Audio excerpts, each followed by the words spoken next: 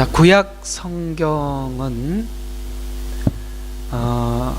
구약 성경과 신약 성경에는 좀 차이가 있습니다.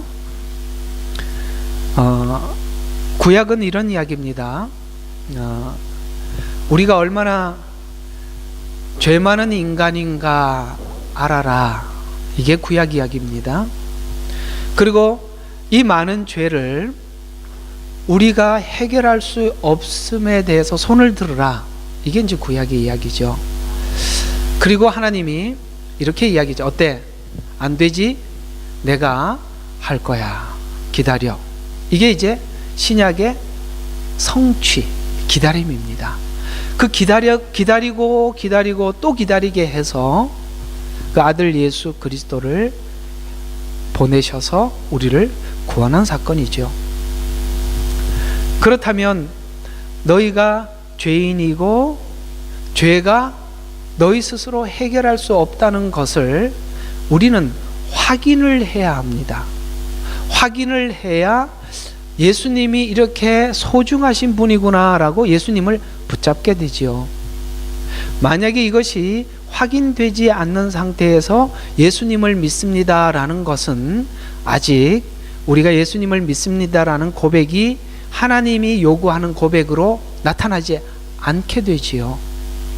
우리는 죄 가운데 있음을 알고 죄 문제를 해결할 수 없는 존재임을 알고 절망의 절망을 거듭한 그곳에 우리가 있음을 확인한 자리에서 구원의 주님께 손을 내밀어야 하고 그 손을 붙잡아 주신 주님을 확인할 때 오늘 여기 성경에서 말하고 있는 지식이 있게 되고 인내를 알게 되는 것입니다. 그래서 지식을 가지고 인내를 알고 믿음 생활을 시작하지 않은 모든 것은 하나님이 파괴시키겠다라는 게 구약이 말하고 있는 설명입니다. 또 하나 우리가 깊이 구약을 통해서 엄격하게 우리 자신을 돌아봐야 할 부분은 하나님은 하나님이 준 믿음이 아닌 믿음을 가지고 믿음인 양 착각하고 있는 모든 것을 하나님께서는 다 파괴시키시고 하나님이 주신 믿음을 요구하시기 때문에 오늘 하나님께서는 이 호세아서를 통해서 우리에게 참 많은 이야기들을 하고 있는데 오늘 눈여겨봐야 될 부분들이 1절과 2절의 말씀인데요. 자, 우리 한번 1절을 한번 보십시다. 이렇게 이야기를 합니다. 너희 이스라엘 자손들아 주의 말씀을 들어라. 주께서 땅의 거민들과 쟁론하신다라고 말씀하고 있고 그 앞에 2장 1절을 한번 보시면 2장 2절을 보시면 너희 어미와 쟁론하고 쟁론하라. 여러분 지금 이 이야기는 뭐냐면 쟁론이라는 말이 여기에 많이 등장합니다. 쟁론한다는 이야기는 뭐냐면 너희 지금 현 시점에서 너희 신앙을 아주 엄격하게 돌아보는데 그걸 너 스스로 진단하지 말고 너 스스로 내 신앙이 이렇다라고 평가하지 말고 하나님과 나하고 한번 쟁론해보자 라고 이야기를 하는 것입니다. 여러분 우리는 우리 자신의 신앙에 대해서 나는 나의 신앙을 후하게 점수를 주지요. 후하게. 그리고 후하게 점수를 주면 나는 저 사람보다 괜찮음으로 문제 없음 이렇게 하잖아요. 그런데 하나님과 쟁론을 해보면 전혀 다른 이야기가 나온단 말이죠. 무슨 말이냐면 여러분과 제 신앙을 점검할 때 냉철하게 하나님 입장에서 나를 돌아봐야 됩니다. 오늘 여기에 2장 2절에는 너희 어미와 쟁론해보자. 지금 여기 4장 1절에는 땅의 거민과 쟁론하자. 이건 무슨 차이가 있느냐면 어미와 쟁론하자는 것은 북이스라엘의 건국 출발을 이야기하는 것이고 이렇게 출발한 너희가 많은 시간 살아왔단 말이죠. 이렇게 북이스라엘을 시작을 했고 그 시작한 북이스라엘이 오랜 시간을 거쳐서 땅의 거민과 쟁론한다는 것은 이렇게 출발하여 많은 시간이 지난 후 너의 신앙 상태를 하나님과 쟁론해 보자는 거예요. 그래서 어떻게 출발을 했고 이렇게 출발을 했을 때 결과가 이렇게 나타났다면, 졸거나 딴 생각을 하면 절대 이해를 못하니까 정신을 좀 차려주시기를 부탁을 합니다. 다시 한번, 어미라는 말은 이렇게 출발을 했으니까, 땅의 거민이라는 것은 많은 시간이 지난 후 너희가 신앙의 열매가 이렇게 나타나고 있는 원인을 내가 분석해 볼게, 쟁론해 보자, 이런 이야기입니다. 어떤 열매가 나타났나요? 저주, 거짓말, 살인, 도둑질, 간음, 피가 피에 부딪힘. 이게 어디 누구에게 나타나는 거냐면 이웃에게 나타나는 열매들이라는 거죠. 한번 생각해 봐라. 너가 하나님을 믿는 사람이라고 하고 지금 율법은 잘 지키려고 하기도 하고 더 종교적으로도 하나님 앞에 열심인데, 이웃과의 관계 속에서 너는 이런 열매가 나타난다면, 보세요, 하나님은 잘 믿는다고 열심히 종교 생활은 잘하는데 이웃에게는 이런 현상이 나타난다면 이건 지금 뭔가가 굉장히 문제가 많은 거죠.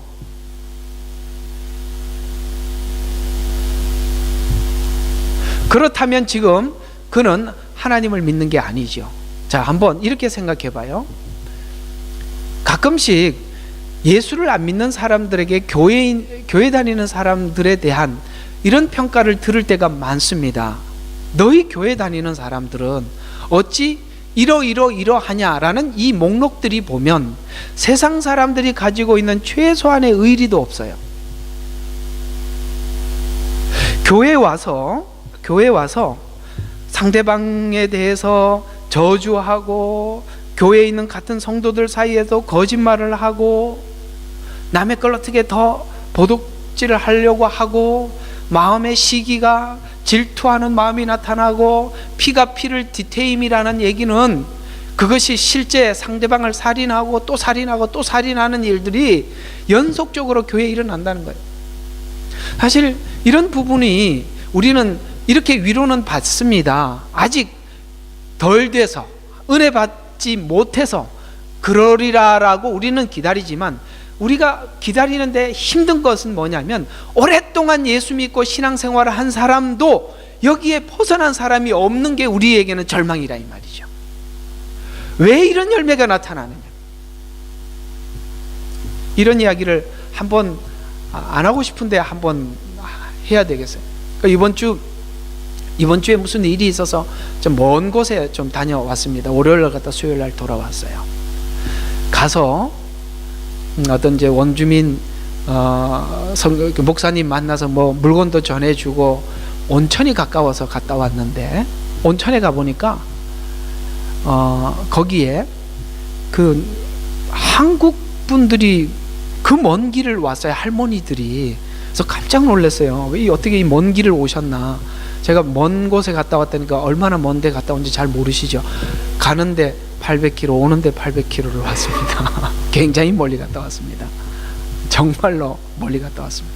그런데 무슨 일이 있으면 저는 깜짝 놀랐어요. 여기 이제 한국말을 하게 가서 인사도 하고, 어떻게 여기를 오셨냐 그랬더니 뭐 한 일주일 이렇게 관광 오셨다고 해요. 그래서 이제 어떤 할머니 두 분이 늦게 오셨어요. 이제 5분이 먼저 와서 그 온천탕에 들어가 있었고, 이제 한 2분이 손을 잡고 온 걸 보고, 아이고 아무개 권사님이 이렇게 보기 좋게 손을 잡고 온다고 그렇게 인사를 했는데, 아무개 권사님이 그랬는데 이 권사님 입에서 나오는 말이 너무 지저분한 거예요. 뭐 내가 정말 이 설교 시간에 말을 못 하겠습니다. 그분은 그냥 웃자고 한 이야기인데 어떻게 그렇게 이상한 반응을 보이는지. 근데 입이 정말 걸레예요. 제가 이렇게밖에 표현이 안 되겠어요. 너무 놀랐어요. 그래도 권사님쯤 되면 그 입이 정화는 되어야 하는 시간 아닙니까? 이런 일들이 거기서만 나타나는 게 아니라, 어떻게 교회에서 내가 권사인데, 내가 집사인데, 내가 장로인데, 내가 목사인데, 내가 뭔데, 이런 이런 식으로 교회 안에 일어나는 일들이 뭐예요? 남을 저주하고 거짓말하고 이런 열매가 나타난다는 건 지금 아까 어미와 쟁론하라고 한 것처럼 네가 뭔가 시작이 잘못된 거 아니냐 라는 거예요. 이 땅의 거민들과 쟁론하라는 얘기는 너가 어떤 신앙의 출발 자체가 잘못되어서 이런 열매가 나타나고 있다면 여러분, 예수님 안에 나타날 수 없는 열매들이 아닙니까?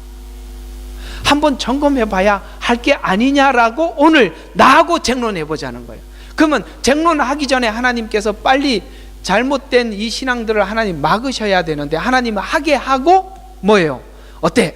너 열매가 저주지, 거짓말이지, 살인이지 라고 하나님이 묻고 계시는 거죠. 왜? 인간은 자기가 하기 전에는 인정하지 않으니까요.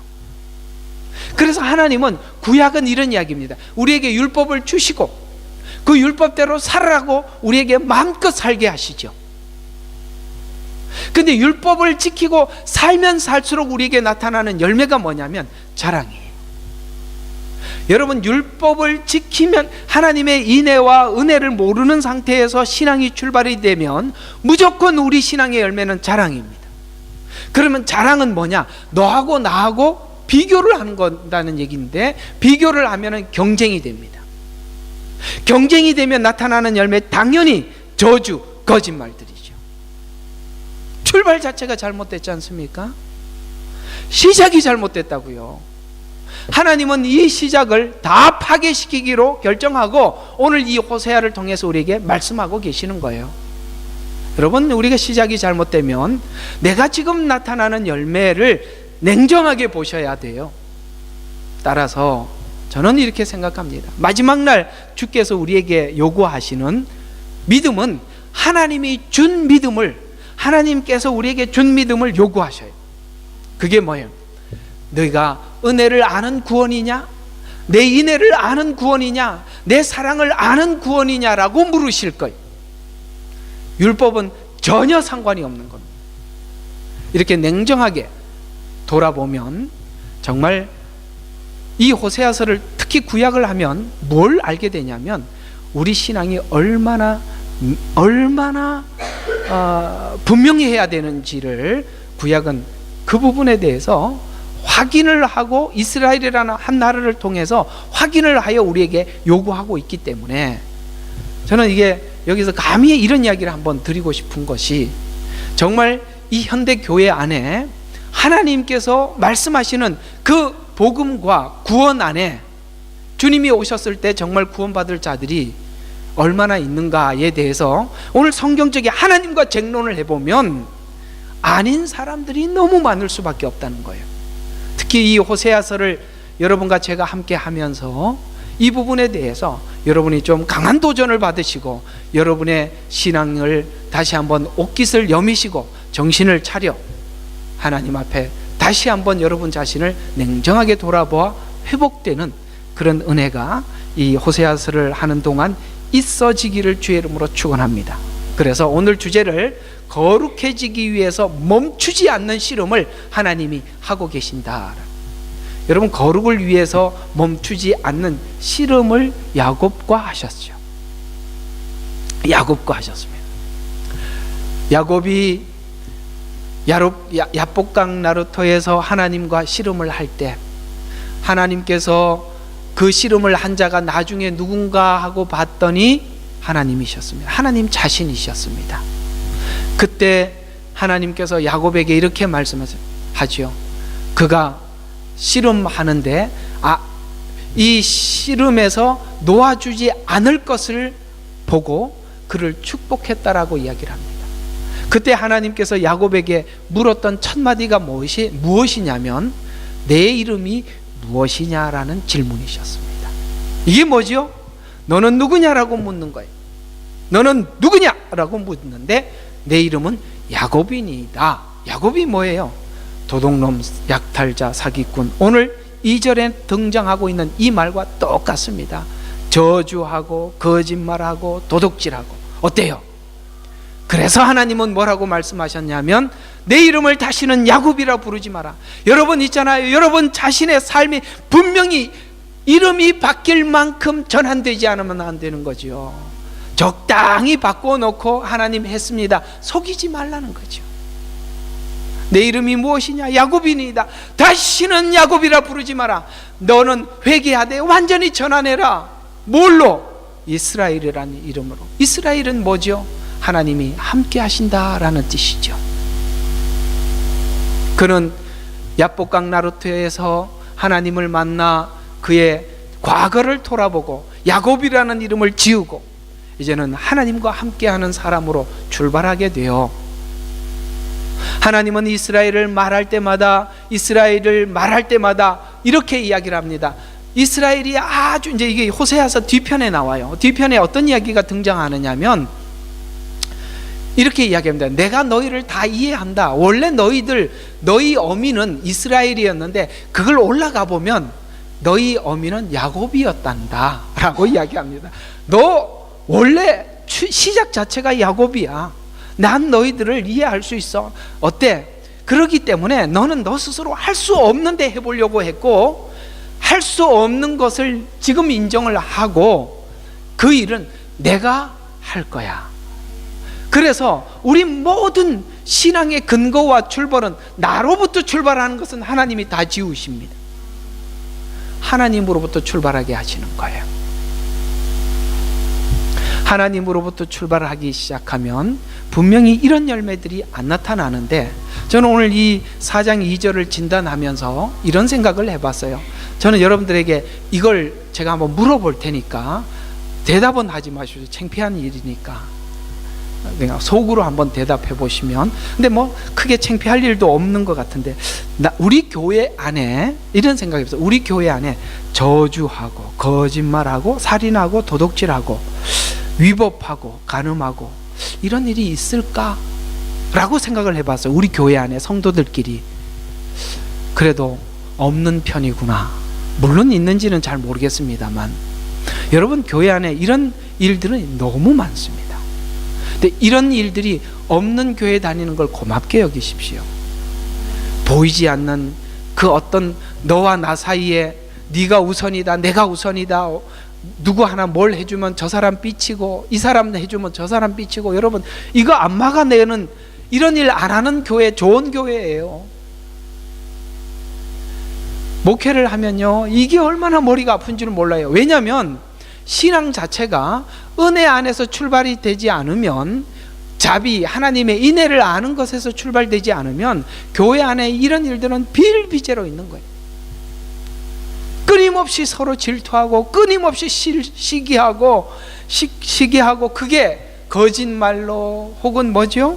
저주로 이런 걸로 막 나타나는 거예요. 그래서 누가 나하고 경쟁적인 어떤 사람들이 교회 안에 있으면 또 그 다른 사람 만나면 그 사람 막 저 상대방 저주하고 욕하고 이런 일들이 여러분 안 생기는 게 고마운 줄 아십시오.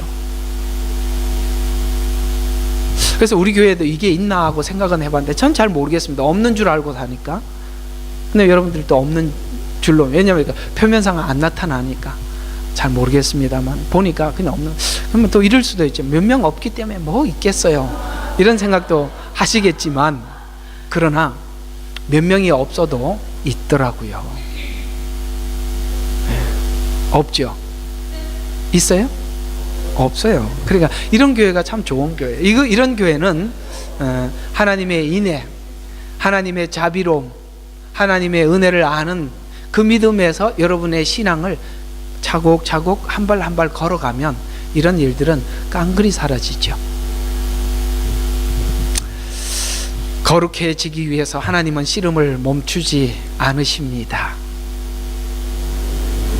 그래서 어미와 쟁론해봐라. 건국 목적이 너희들의 개인의 이익과 목적과 개인의 이익을 목적해서 출발한 게 아니냐. 이렇게 출발을 하면 분명히 뭐가 없냐면 진리도 하나님을 아는 지식도 이런 열매가 당연히 없게 된다. 여러분, 자기를 위한 신앙으로 시작이 되면 절대로 맺혀질 수 없는 열매들이에요. 여러분, 나를 위해서 신앙생활을 시작했는데 무슨 자비가 있고 무슨 인해가 있겠어요? 그건 없는 게 당연한 겁니다. 또 이런 것이 없는 것이 드러날 때, 내가 이게 없구나 라고 드러날 때 이렇게 해결하지 말라는 거예요. 이 4절 이야기가 그 얘기예요. 4절 한번 보실까요? 그러나 아무와도 다투지 말고 다른 사람들을 책망하지 마라. 이는 내 백성이 제사장과 다투는 자와 같기 때문이라. 무슨 말이냐면 저주하고 거짓말하고 살인하고 도둑질하고 이런 열매가 나타났을 때, 야, 너 신앙의 열매가 그게 뭐야? 라고 다투지 말라니까, 책망하지 말라는 거예요. 여러분 있잖아요, 이런 열매가 시작 자체가 잘못돼서 이런 열매가 맺혀졌는데 책망을 한다고 해결이 됩니까? 이거는 바로 정말로 이렇게 표현하면 좋겠어요. 이게 결안으로 바위치기예요. 그 몇 마디 야단친다고 될 일이 아니에요. 그걸 몇 마디 야단친다고 될 일이 아니기 때문에 하나님이 해결하는 방법을 5절에 이렇게 제시하고 있어요. 5절 한번 보십시오. 그러므로 내가 낮에 쓰러지겠고 선지자도 나와 더불어 밤에 쓰러지고 내 어미를 뭐 한다고요? 멸하리라. 여러분, 이거는 깨끗하게 지우고 다시 시작해야 될 일이지, 지금 어떤 시작 자체가 잘못돼 갖고 여기 왔는데 그걸 몇 마디 야단치고 책망하고 이렇게 한다고 그 사람이 바뀔 일이 아니기 때문에 하나님이 그거 하지 말라는 거예요. 우리는 가끔씩 뭔가 잘못 온 사람들 앞에 가서 이렇게 여러분들이 의로운 마음으로, 하나님을 대신하는 마음으로 가서 그들에게 야단치고 그게 아니잖아요 라고 이야기를 하려고 하는데, 여러분 그렇게 해서 바뀐 사람이 있다면 저 좀 한번 만나게 해 주십시다. 저 한번 좀 보게. 안 됩니다. 하나님이 깨끗하게 멸하고 처음부터 다시 시작해야 돼요. 왜 하나님이 이런 방법으로 하시냐면, 하나님은 우리 근본적으로 마음 내면이 변화되지 않고는 바깥에 변화된 척한 어떤 것도 그건 다 가식이기 때문에 그렇습니다. 왜냐하면 우리는 우리가 하나님을 믿는다는 것은 하나님과 관계를 가지고 있다는 것인데, 관계는 절대 형식이 끼어서는 관계는 무너지는 겁니다. 물론 형식은 필요하죠. 그 관계를 유지하기 위해서 형식은 그 내면에 내재된 서로 간의 이 믿는 믿음 상대를 신뢰하는 어떤 그 형식을 취하는 어떤 형식이 드러나 있을, 그러니까 이럴 때 하여튼 설교가 안 되니까 이해가 가요. 형식은 불필요한 게 아니에요. 예를 들어서 예의를 차린다고 말을 할 때는, 예의를 차린다는 것은 상대방을 존중하는 하나의 표현이죠. 그러나 표현만 한다고 해서 내 마음이 그와 하나가 된 건 아니에요. 마음이 하나 되지 않는 상태에서 아무리 예의를 차려도 그건 가식에 불과하다 이 말이에요. 나는 자유인이라 예의는 필요 없다. 그건 상대를 무시하는 겁니다. 사랑은 예의 바르다라고 고린도전서 13장에 나옵니다. 예의 바른 거예요. 상대방에 대해서 함부로 대하지 않는 거예요. 또 하나는 상대방에 대해서 예의 바르다는 것은 상대방 뒤에 있는 대상을 존중한다는 뜻입니다. 이해가 가요? 예. 빨리 알아차렸으리라고 믿고 가야 할 길이 멀어서 그렇습니다. 자, 그 다음에 6절부터 11절에 있는 말씀은 이스라엘은 하나님을 아는 것, 요게 이제 아까 등장한 진리와 인애라는 말인데, 이게 개역 개정에는 없다라고 나오고 여기는 부족하다고 나오고, 그 참 누가 예리하게 찝어주셔서 맞습니다. 없다, 부족하다. 근데 부족하다는 말이 맞는 것 같아요. 이스라엘 백성들은 하나님을 아는 지식이 전혀 없지는 않습니다. 그러나 부족하지요. 그렇다면 이 부족하다는 것은 무엇일까요? 여러분, 하나님의 은혜라는 하나님의 인애라는 이 자리에 하나님의 인애를 알기까지, 그 인애를 알기 위해서 필요한 어떤 한 과정이 있는데 바로 율법을 통한 율법이라는 문을 지나서 다음 과정에 아는 게 인애예요. 그렇다면 율법까지 안다면 하나님을 아는 건 맞아요. 그러나 뭐가 부족하지요? 자, 하나님께서는 이스라엘 백성들에게 율법을 주시죠. 자, 율법을 주신 이유는 이런 두 가지 큰 이유가 있습니다. 한 가지는 뭐냐면 하나님은 그러니까 율법 없이 사랑을 주면 하나님을 무질서한 하나님으로 보게 됩니다. 이해가 가요? 사랑의 사람들이 사랑을 오해하는 것 중에 하나가 뭐냐면 사랑은 질서 없고 무질서한 것으로 생각합니다. 무조건 사랑 이렇게 보는데 그건 사랑이 아니에요. 그거는 아주 관심 없음 이런 표현이지 그건 사랑하는 게 아닙니다. 사랑은 철저하게 어떤 법이라는 테두리가 묶여 있습니다.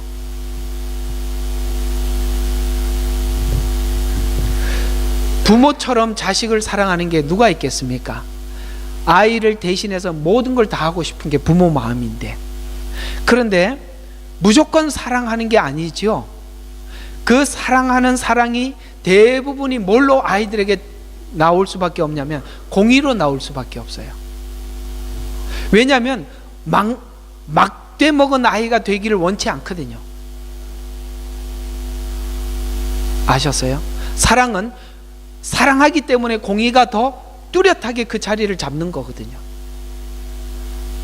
이런 것처럼 하나님은 사랑이 많으신 분이에요. 인애와 긍휼이 끝이 없은 분이에요. 영원한 분이에요. 이렇게 끝이 없는 그 하나님이 사랑과 인애만 우리에게 주면 우리는 정말 망나니가 될 거예요. 그래서 이걸 할까봐 하나님은 먼저 준 게 뭐냐면 율법이에요. 왜? 하나님은 무질서한 사랑이 아니라 질서정렬한 하나님이라는 걸 먼저 가르쳐 주는 거예요. 두 번째, 율법을 준 이유는 뭐냐면 율법을 주어서 세상 사람들에게 하나님이라는 존재가 인간이 생각하고 있는 신은 뭐냐면 그 신이 내가 필요한 모든 것을 공급해 주는 힘 있는 능력자로 본단 말이에요. 그러나 하나님을 그렇게 볼까봐 이스라엘 백성들에게 율법을 주시고 그 율법을 지켜 내가 이렇게 거룩한 하나님임을 사람들에게 보이라고 준 게 율법이에요. 그러면 이들은 율법만 받아서 이스라엘 백성들은 이 율법을 어디에 사용했죠? 우리는 하나님께 율법을 받은 거룩한 백성이라고 너하고 나를 차별하는 데만 썼지, 하나님의 백성으로서 하나님의 율법을 지켜 하나님이 누구인지를 거룩함을 나타내는 데는 쓰지 못했단 말이에요. 근데 이스라엘 백성들 마음속에는 율법을 지켜 하나님이 거룩한 분이라는 것을 사람들에게 알리고 싶은 마음이 있어요. 없는 게 아닌데 안 돼요. 안 된다는 것에 대해서 하나님이 항복하라고 그러는데 끝까지 뭐예요? 우리는 계속 할 수 있다 말라기까지 가는 거예요. 아셨습니까? 말라기까지 가는 거라고요. 끝까지 할 수 있다고 이야기를 하는 거예요.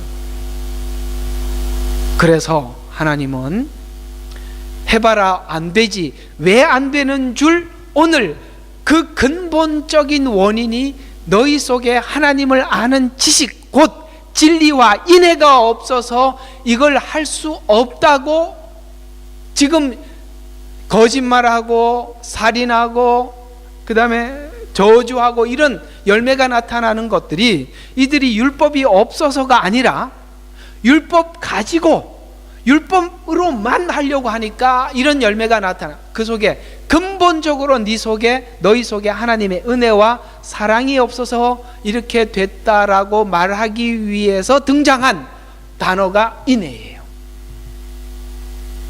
놀랍지 않아요? 이런 열매가 나타나게 된 원인이 그냥 너 입술을 제어하고 저주하는 입술, 거짓말하는 입술만 제어해서 되는 게 아니라 뭐예요? 네 속에 근본적으로 하나님의 은혜가 없기 때문에 그 일이 생겼다고 하나님이 그 지금 근본을 파는 거다 이 말이죠. 그래서 인애라고 하나님이 답을 주시는데 이들은 깜짝 놀랄 수밖에 없죠. 아, 인애가 없다고? 전혀 다른 데서 하나님이 답을 주시잖아요. 그렇다면 교회는 무엇을 가르쳐야 할까요? 그렇죠, 하나님이. 그런데 이 인애라는 말은 너무 광범위해요. 사랑이라는 말, 은혜라는 말, 자비라는 말, 이 모든 말이 인애라는 밥그릇, 이 그릇 안에 다 담겨 있다고. 이 밥그릇이 아니지, 배고픈가?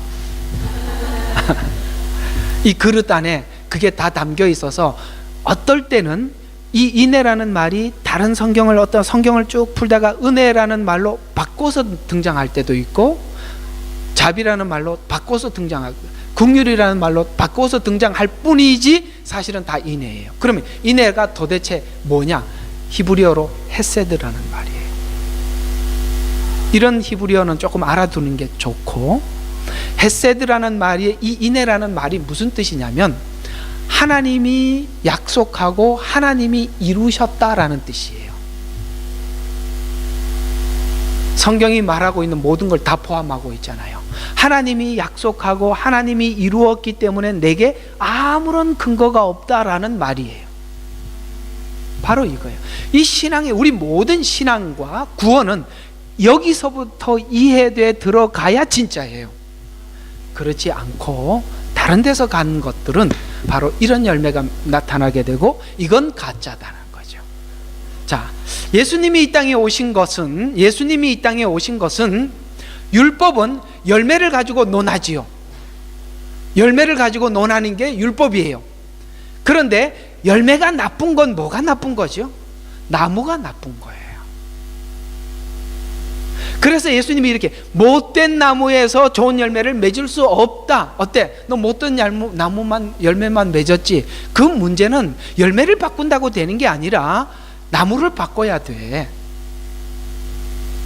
그래서 주님이 우리에게 주시고자 한 은혜는 우리 속에 나무를 바꾸는 일이에요. 그 나무의 씨앗이 뭐죠? 오늘 본문으로 한다면 인애예요. 그거 심어서 시작하자. 그걸 심으니까 어디까지 가능하더라?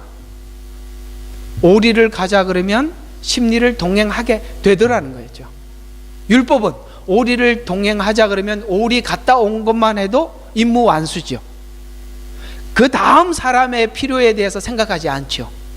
우리가 의무적으로 상대방을 돌보는 것이 의무적인 수준에서만 보면 그 사람에게 당장 필요한 것만 주면 나는 다 했다라고 생각을 하지만, 인애는 어디까지 생각해요? 그 다음 사건까지 생각하게 된단 말이죠. 우리는 이런 생각이 들 때가 있어요. 참 저도 저는 참 인색한 편이기도 하지만 뭐 이런 생각이 돼요. 거지들이 가끔씩 여기 이제 홈리스트라고 하는데 가다 보면 사람들이 동전을 넣고 가요.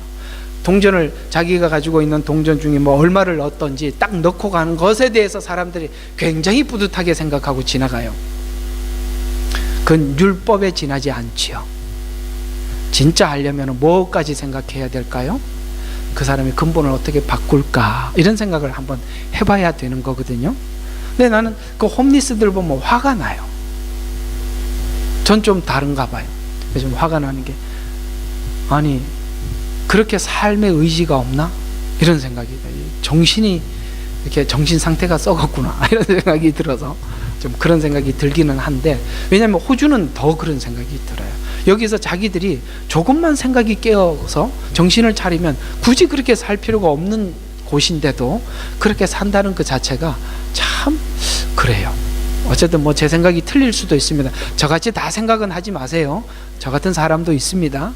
그러나 이건 정신 상태가 썩어 빠진 거다. 이건 처음부터 정신교육부터 해결해야지, 지나가다가 동전 몇 푼 던져준다고 해결될 일이 아니다라고 생각하는 게 저예요. 어쨌든 뭐 사람마다 다를 수는 있습니다만, 왜 글로 홈리스 이야기가 갔는지 빨리 제자리로 돌아와서 계속 한번 봅시다. 그래서 하나님이 호세아서를 통해서 알려주고 싶은 것이 3장 1절에 이렇게 이야기하고 있습니다. 그때 주께서 내게 말씀하시기를 너는 가서 다른 신을 찾고 여러 병의 포도주를 즐기는 이스라엘 자손을 향한 뭐예요? 이스라엘 자손을 향한 뭐를 따라서? 주의 사랑을 따라. 여러분, 호세아에서 하나님 우리에게 던져주고 싶은 메시지의 핵심이 뭐냐면 주의 사랑이 무엇인가를 알려주고 싶은 거예요. 주의 사랑이 무엇인가를 알려주고 싶은 거예요. 이걸 이제 오늘 여기는 인애라는 다른 용어로 등장할 뿐이지요. 너희들이 지금 무너진 것은 단순히 종교 생활을 하고 나를 그냥 나는 너희의 수단에 불과했을 때 이렇게 될 수밖에 없다. 그러나 이렇게 멀리 간 너희들, 나를 떠난 너희들을 하나님께서 이유 없이 조건 없이 다시 찾아옴으로 인해서 그들에게 한 가지만 알려주고 싶은 거예요. 내가 너희들이 이렇게 멀리 간 너희들을 내 사랑으로 찾아왔다는 걸 알려주고 싶은 거예요. 그래서 하나님은 지금 그러니까 이들이 이렇게 무너질 줄 알고 이 시간을 허락하신 것이고, 무너진 상태에서 하나님은 다시 찾아옴으로 인해서 새롭게 하라는 거죠. 새롭게 출발하는데 과거처럼 다시 출발하지 말고 하나님 아는 지식에서부터 새롭게 출발하라는 뜻에서 하나님은 주의 사랑을 따라라고 이렇게 말씀하고 있는 것입니다. 어쩌면 우리 인생 속에 하나님의 인애를 아는 그 자리에 도착한다는 건 하나님의 끊임없는 간섭과 실험과 놓지 않음이 우리를 그 은혜를 아는 자리로 안내할 겁니다. 그러나 그 시간들이 누구에게는 긴 시간이 될 수도 있고, 그런데 대체적으로 하나님이 그 자리에 도착하게 한 그 자리는 여러분들이 상상할 수 없는 시간을 겪어 올 경우들이 대부분 많이 있어서, 저희들이 이렇게 가끔씩 이제 오랜 인생을 사시고 살았던 옛날 이야기들을 듣다 보면 참 험악한 세월을 살았구나. 그리고 그가 지금 고백하는 인생들의 어떤 시간들의 사건들의 고백들을 들어보면 사람이 겪을 수 없는 시간을 겪었구나. 그래서 인간이 살면서 죽을 때까지 여러 번의 자살 충동도 느끼고, 뭐 전혀 이런 일이 없는 사람들 얘기를 하는 것 같이 좀 듣지 마시고, 자살 충동도 느끼고, 삶의 어떤 더 이상 소망마저 잃어버리고 그냥 막 살아버릴까, 막 이런 막 충동을 느끼면서 사실은 우리는 조금 더 자라가고 더 많은, 그걸 겪지 않으면 생각할 수 없는 어떤 경지에 한번 이르러서 옛날에 어떤 사람이 이렇게 말했던 게 이해가 가는구나, 그때 그 사람 말이 이해가 가는구나, 이렇게 이해가 되어 가잖아요. 그건 뭐예요? 여러분들이 그걸 겪었기 때문에 그걸 생각해 볼 수 있던 거죠. 그래서 누가 편한 사람이냐면, 험한 세월을 많이 겪어 극복한 사람들 옆에 가면 편한 이유가 뭐냐면, 그가 그 험한 세월을 겪어 극복해본 그 아픔들이 있기 때문에, 그가 지금 겪고 있는 아픔을 공감하기 때문에 안아준단 말이죠. 그래서 저렇게 연세 드시고 어려운 인생을 살아오신 분들 가까이 가면 편한 이유가 그래서 그래요. 여러분, 나이 드신 분들이 편합니다. 제대로 걸어오신 분들. 근데 나이가 먹을수록 더 독해지는 사람들이 있는데 그건 정말 아니고요. 그래서 나이 드신 분들 중에 좀 생각이 있고 어려운 시간들을 보내신 분들 옆에 가면 그렇게 편안하고 무슨 이야기를 해도 다 받아줄 수 있는 여러분, 그런 큰 그릇으로 하나님이 여러분도 모르게 만들어가고 있어서 참 좋습니다. 우리 하나님은. 그래서 우리는 나를 위한 신앙이 되면 율법을 지키면 지킬수록 자랑이 되어서 사람들과 경쟁하고, 기도는 어느 쪽으로 가냐? 기도는 하나님께서 내 목적을 이루어 주시는 분으로 더 강화되고, 종교성은 하나님께서 내가 더 하나님을 더 이렇게 더 예배하고 기도하고 헌신할 테니 하나님 제가 요구하는 것을 주십시오라는 쪽으로 종교적으로는 더 발전해서 이 외국 교회에 있는 목사님들이나 외국 교회가 한국 교회를 부러워하는 것 중에 하나가 기도 생활인데, 나는 그 기도 제목이 알까봐 무서워요. 왜 기도하는지 알고 나면 황당할걸요. 그렇게 통성기도하고 철야기도하는 이유를 알고 나면 정말 하나님이 원하는 이런 데 부합된 기도가 도대체 몇 프로가 되냐 이 말이죠. 왜 한국교회는 이렇게 예배를 잘 드리고 새벽 예배를 드리고 철야기도를 하는데 왜 이런 열매가 나타나는가? 한번 냉정하게 돌아봐야 할 필요가 있는 거 아니에요? 이 호세아서를 하니까 이런 게 등장하는 거지, 신약에는 이런 게 잘 안 나와요. 앞으로 구약에 좀 자주 가서 야단을 치겠습니다. 보면 구약에서 보면 우리 신앙을 아주 냉정하게 돌아보고 딱 자리를 잡을 수밖에 없어요. 이게 보통 이야기들이 아니에요. 그래서 하나님은 자비를 알게 하기 위해서 이스라엘 백성들을 그냥 내버려 둬버렸어요. 자, 이게 지금 로마서 11장 30절과 33절에 이렇게 말씀하고 있습니다. 자, 너희가 지나간 때에는 하나님을 믿지 않아서 뭐를 했어요? 하나님이 자비를 얻었대요. 예수 안 믿는 이방인들은 하나님을 믿지 않았기 때문에 자비를 얻었대요. 근데 믿는 유대인들은 그들이 율법을 지켰다라고 생각을 하기 때문에 하나님의 자비를 얻지 못했대요. 그래서 하나님은 율법을 알고 있는 유대인들을 내버려 버렸대요. 내버려 두고 예수도 믿지 않는 이방인들에게 자비를 일방적으로 베풀어 구원을 얻게 하여서 구원이 자비로 얻어지는 거구나라고 알게 만들었다는 거예요. 우리는 가끔씩 이럴 때가 있어요. 우리는 지금까지 예수를 믿고 하나님 앞에 기도를 해도 아무것도 된 게 없는데, 저 예수 안 믿고 저렇게 하나님 욕하고 다니던 사람이 어느 날 은혜 받고 돌아와서 눈물 질질 흘리는 걸 보면 이상한 게 뭐냐면, 나는 이때까지 살면서 눈물 한 방울 안 나는데 왜 쟤는 저렇게 하나님 싫어하고 외치고 돌아다녔는데 그렇게 예수 믿고 앞에 와서 뭐 예수님만 얘기하면 예자만 꺼내도 그냥 눈물이 나서 예자도 못 꺼내. 이게 무슨 차이지? 막 이렇게 해갖고 깜짝 이상하잖아, 그죠? 그게 앉아있는 그 사람은 이스라엘이고 여기 고백하는 이 사람은 이방인이라니까요. 너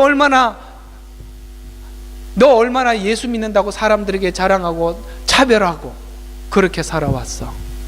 봐, 저렇게 하나님 욕하고 교회 돌 던지던 사람, 내가 은혜를 줘서 여기 와서 감격스러워서 울다가 돌아가는 너를 봐라. 너하고 무슨 차이라고 생각하냐? 하나님 묻는 거예요. 그는 철저하게 뭘로 시작한 사람이에요? 자비로 시작한 사람이고, 나는 율법으로 시작하고 종교성으로 시작했던 거예요. 전혀 다른 열매가 나타나는 거예요. 딱 우리 세상에서도 그렇고, 하나님은 전체적으로 보면 이스라엘은 자비를 몰라서 유대인들을, 이방인들을 먼저 자비로 구원하여 그 자비를 얻게 하도록 하는 이 방법을 동원한 게 너무 놀라워서, 이게 뭐예요? 바울이 하나님을 발견한 것 중에서 가장 놀라운 게 뭐냐면, 자기는 철저한 율법학자였단 말이죠. 그런데 이런 방법으로 일하시는 하나님을 보고 이방인들을 건지는 걸 보고 이렇게 이야기하죠. 오 깊도다 하나님의 지혜와 지식에 부요하며 그분의 심판을 어찌 헤아리며 그분이 지나간 길을 어찌 찾아내리오 라고 그는 감탄하는 거예요. 다 자비를 구원을 얻고 돌아와서 우리 똑같이 외치는 이 외침은 바울의 외침과 동등한 외침이에요. 이렇게 우리는 하나님 앞에 하나님 자비입니다 라고 외칠 수밖에 없는 이 자리로 하나님은 외치게 할 때까지 이스라엘 백성들을 오늘 이 본문에 제사장이 되지 못하게 하고, 아시겠어요? 제사장이 되지 못하게 하고 또 뭐예요? 번성할수록 거역하고 범죄 하나 수치로 바꾸어 놓고, 이게 하나님 다 바꾸는, 이게 멸한다는 말이 이런 얘기예요. 먹겠으나 배부르지 않으며 또 뭐예요? 음행하지만 증거하지 않고 음란과 새 포도주와 쾌락과 타락을 추구하도록 내버려 두어서, 그래서 어느 정점에 가서 지쳐서 나를 찾게 만들 것이다. 저는 지금 이 상태에 있는 사람들을 좀 만나고 싶어요. 제 복음이 이 사람들을 만나야 제가 살 것 같아요. 어떤 정점에 도착한 사람들, 왜 이렇죠? 나는 왜 신앙생활의 열매가 이렇죠? 나는 이렇게 열심히 기도하고 더 종교적으로 하나님을 잘 하는데도 내 마음이 아직 채워지지 않는 거죠. 내 열매는 왜 이렇게 거짓과 왜 자꾸 이렇게 저주와 이런 말밖에 나오질 않지요? 라는 분들에게 저는 이 복음을, 하나님의 자비의 복음을 전하고 싶습니다. 그 내버려 둔 그 사람 좀 찾아서 데리고 오시기를 바랍니다. 마지막으로 세 번째, 자비를 모르고 자신의 12절과 19절에 자비를 모르고 자신의 목적만을 위한 종교 생활을 진단을 할 때, 종교 생활은 이렇다는 거예요. 이웃과의 관계는 아까 그렇고 종교 생활은 이렇다는 거예요. 누구에게 사로잡혔다? 음행의 영에 점령되었다. 성경이 말하고 있는 간음, 음행하는 자 천국 구원받지 못한다라고 계시록에 말씀하고 있는데, 음행이 뭔지를 오늘 이 부부관계라고, 우리와 하나님 관계가 부부관계라고 설명을 하면서 음행이 뭔지를 호세아서가 잘 설명하고 있어요. 근데 우리 욕심과 탐심과 욕망이 음행의 영에 사로잡혀서 그 종교 생활은 이렇게 드러난다는 거예요. 자, 어디로 가요? 나무 조각과 막대기의 자문을 구한다. 지금 하나님 앞에 나와서 기도는 하는데 마치 나무 막대기에게 자문을 구한 것처럼 하나님은 드라빔이 있어요. 드라빔과 그 다음에 우림과 둠빔처럼 우리가 하나님 앞에 기도하면서 제사장에게 묻죠. 하나님께서 우림을 꺼내십니까? 둠빔을 꺼내십니까? 예스입니까? 노입니까? 이런 것만 하나님 앞에 기도하고 구하고 있다 이 말이에요. 하나님, 이걸 하려고 그러는데 할까요? 말까요? 여러분, 이거 가르쳐 주신 분이 하나님이신가요? 너희들의 종교 생활은 여기에 지나지 않는다는 거죠. 지금 내게 나와서 구하지만 나무 막대기에서 구하는 것처럼 동일하다 이 말이에요. 또 하나는 산의 정생에서 희생제를, 너희가 나와서 하나님이라는 전에 나와서 예배를 드리지만 마귀에게 높은 산에 마귀를 경배하듯이, 사단을 경배하듯이 너는 사단을 경배하는 것과 다를 바 없는 신앙이라는 거죠. 또 하나는 나무의 분양을 한다는 것은, 여러분, 창조물은 하나님께서 인간에게 준 선물이에요. 다스리라고 준 그들에게 다스림을 받는 거예요. 땅이 우리를 저주하고 짐승들이 우리에게 해를 끼치고, 이게 다 뭐예요? 우리가 하나님을 떠나 우리 마음대로 산 결과예요. 우리가 다스려야 될 나무 아래 가서 빌고 앉아있어요. 여러분, 우리도 옛날에 가보면 동네마다 선앙당이라고 그러나, 하여튼 거기 가면 1년에 몇 번씩 뭐 추수 때, 뭐 씨를 뿌릴 때 제사하고, 옛날에는 어디 동네 가면은 다 있어요. 특히 이게 어촌에 가면 더 많죠. 그게 다 자연 우주 만물들이 뭐가 됐어요? 신이 되어버렸단 말이죠. 돌멩이 앞에 가서 빌고, 나무 아래 가서 빌고, 산에 가서 빌고, 이렇게 되더라는 거죠. 그렇게 비는 것이나 너희들이 하나님 전에 와서 내게 구하는 거나 똑같은 마음이라는 거예요. 종교 생활은 여기에 지나지 않는다는 말이죠. 또 하나는 너희 아들과 딸들이 행음하게 되더라. 여러분, 이게 뭐냐면 신이 응답하게 하려고 하니까 여자들을 바치는데 행음하게 해서, 왜냐면은 참 이게 인간이 만든 종교는 그게 거기에 넘어가지 못하는 것이, 신이 응답을 하려면 기분이 좋아야 돼. 기분이 좋아지려면 행음하는 거예요. 여러분, 그 바로라는 그 애굽의 그 바로는 신의 아들이거든요. 신의 아들인데, 특히 그 당시에 애굽은 농사를 짓는 곳이었기 때문에 농사를 짓는 데는 비와 햇빛이 중요하잖아요. 그러니까 비가 안 내리면 농사가 안 되니까, 참 지저분해서 진짜 말을 못 하는데, 그 나일강 신 앞에 서서 정말 자위행위를 하는 거예요. 그래서 그 자위를 해서, 한번 생각해요. 왕이 다 보는 앞에서 거기서 자위를 해서 그 정액을 나일강에다가 뿌리면 신이 응답해서 비를 준다고 그 짓을 하는 게, 그게 오늘 해소 안 되면 다음날 와서 또 하고, 그 다음날 와서 또 하고, 그게 바로 신입니다. 그러니까 이 행음이 더 강력해지는 거예요. 그러려고 하다 보니까 너희 딸들과 너희 아내들이 신의 기분을 맞추기 위해서 전부 다 이 고멜처럼 뭐 했어요? 공창이 되어가는 거예요. 참 기가 막히죠? 그래서 이건 아까 말한 거잖아요. 책망하고 몇 마디 말로 해결될 수 없기 때문에 19절에 다시 이렇게 말합니다. 바람이 그 날개로 싸서 그녀를 감쌌나니, 이게 뭐죠? 후에 있을 엄중한 심판과 환란이, 그 근거는 우상에게 희생제를 바친 것이 환란의 근거이다 라는 것입니다. 그래서 하나님은 나는 너희를 거룩한 백성으로 선택했고 내가 백성으로 부르는 것에서 벗어난 것을 나는 볼 수 없고, 이렇게 된 것은 너희 욕망과 음란의 영이 합하여된 연합된 작품이며, 이 문제는 인애와 자비 곧 십자가를 아는 그 자리에서만 해결될 일이지, 이게 몇 번의 기도나 몇 번의 책망이나 이런 걸로 해결될 수 없어서 하나님이 끊임없이 우리 인생 속에 간섭하셔서 그 문제를 해결하러 치고 들어오는 거예요. 부부 사이의 음행의 문제는 단순히 충고 한마디로 될 수 있는 것이 아니라 상대가 파고 들어와서 해결할 수밖에 없는 거죠. 구약을 보니까 하나님이 무시무시해지지 않습니까? 제가 이 호세아서를 보면은 사랑 이렇게 느껴질 것 같은데, 그 사랑이 무시무시하게 나타난다는 걸 아셔야 합니다. 왜? 하나님은 그 사랑을 놓지 않거든요. 왜냐하면 그 사랑은 영원하시거든요. 무한하시거든요. 끝이 없거든요. 하나님이 끝이 있으면 좋겠는데 끝이 없어서 우리는 고달픈 인생을 살고 있는 것입니다.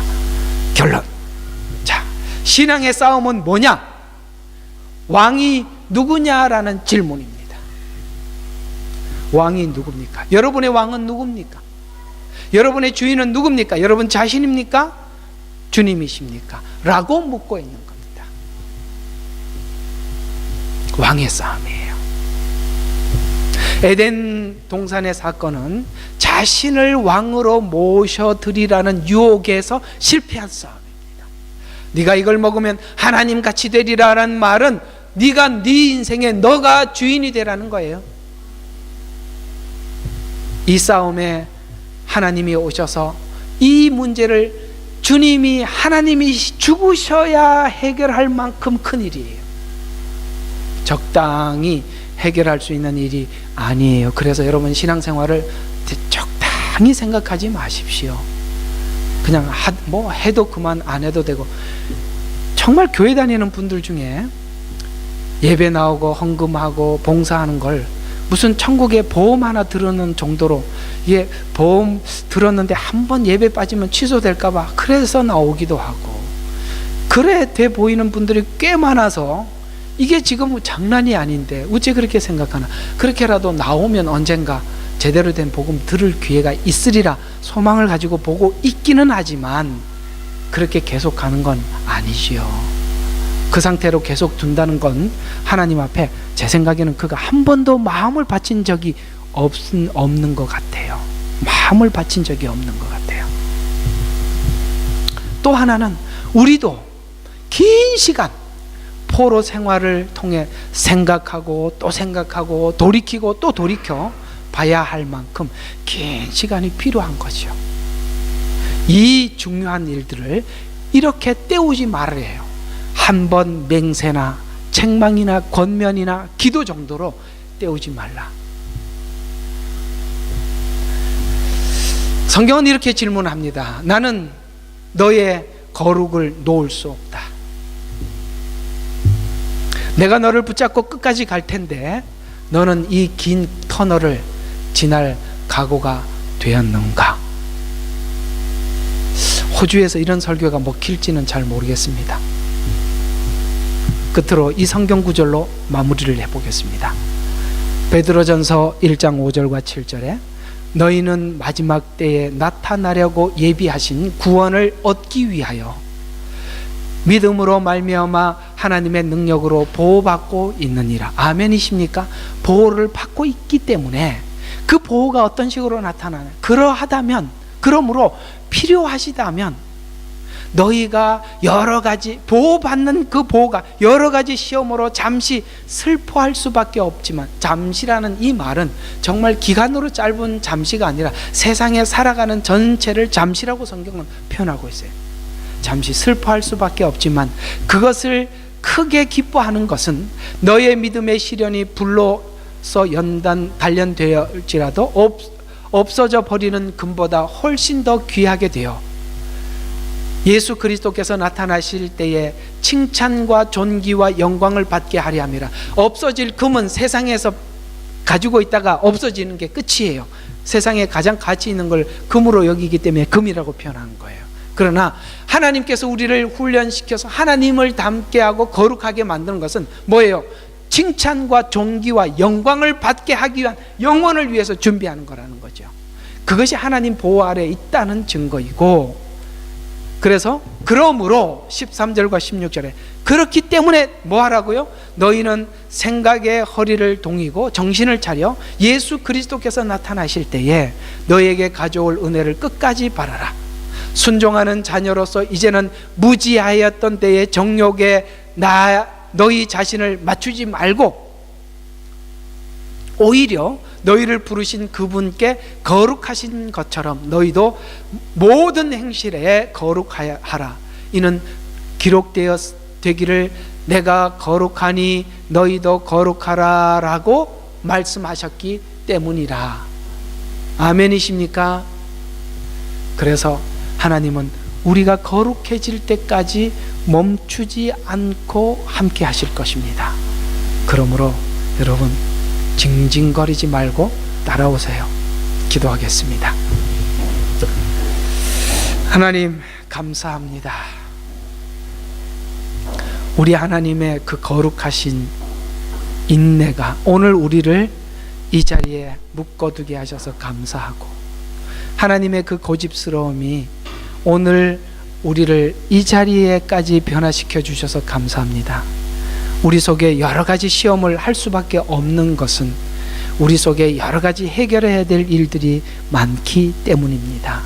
그 일을 하나님께서 완성하시고 이루실 때까지 쉬지 않는 하나님, 그 하나님 앞에 우리도 함께 발을 맞춰 나아갈 수 있는 이 한 주간 삶이 되게 하옵소서. 이제는 우리 주 예수 그리스도의